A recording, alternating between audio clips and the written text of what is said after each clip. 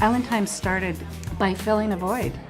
It started as a social interaction once a week, and I found it was the best thing that ever happened to me, and that I'm really good at it. I'm good at nurturing and pulling out the threads of what an individual needs to be the best that they want to be. I think that one could go right there, don't you? I think so. I was teaching at Woodward Middle School, and Deb was a paraeducator in my class, and we had this group of kids, and we fell in love with them. And so it started out that everybody would come over every week, Monday after school for a few hours, and they'd do these kind of fun things, and we made sure that there were social things happening. And then when we moved up to the high school with them, we realized, gosh, our kids are growing up and there isn't much out there for them when they finish school, and somebody should do something about that. And we decided that was us. We realized at a pretty young age that Marissa was going to have some significant deficits. We never really had a diagnosis of what is troubling Marissa and her ability to learn. Like one of those marine prehistoric creatures. Over at her apartment, she has this enormous collection of what her dad called fritters. It's always been just a passion of hers, and we've always enjoyed it, and I don't know where it came from, but it's a wonderful gift to our family. They're wonderful. We were wondering, well, will Marissa ever develop the ability to maybe live in her own house, hold a job, live with some independence? Is she going to end up in a situation where she's valued? It's Matt's turn. We're just watching. We're next. Island Time Activities is a group, a club, a place to go for social interaction, for academics, for life skills, for community access. We have people of all ages with intellectual disabilities. These are people at a real turning point in their life.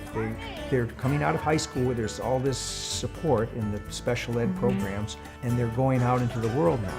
Are they going to integrate and become a part of the community, or are they not? It's a huge issue. We are not a daycare provider.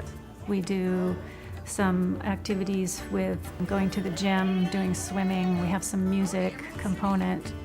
We do cooking, we do life skills. We're more interested in providing opportunity for the individual to do something that is enriching for them. You can't be part of the community when you're sitting at home and not engaged with people. This is so important to get people out there and busy and learning and growing and connected with others. When we go out into the community, I know that other people out there are noticing these subtle things that these people can bring and that they can share and that they can spread. And I think that that is huge for the community at large to be able to see that, because I don't think that people get to see that on a daily basis. And we bring that in spades.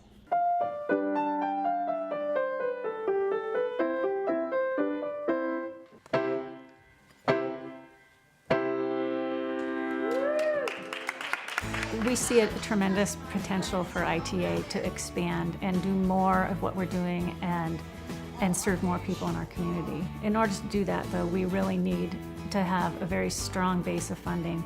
We need to be able to provide a facility that is big enough to do the arts that we need, the life skills training that we think is so important to all of the members. ITA would flourish in a larger facility. We have gone from schlepping everything to all community-based, using the Boys and Girls Club, using various churches. When we rented this house for the first time, we really took off.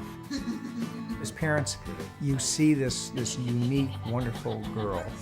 And then you go out in the world and people just might look and say, oh, there's a kid with a handicap. And you're like, you don't get it. Is it good? I want people to know how fabulous these humans are. That with respect and continued education, their aspirations can be met just like mine were met.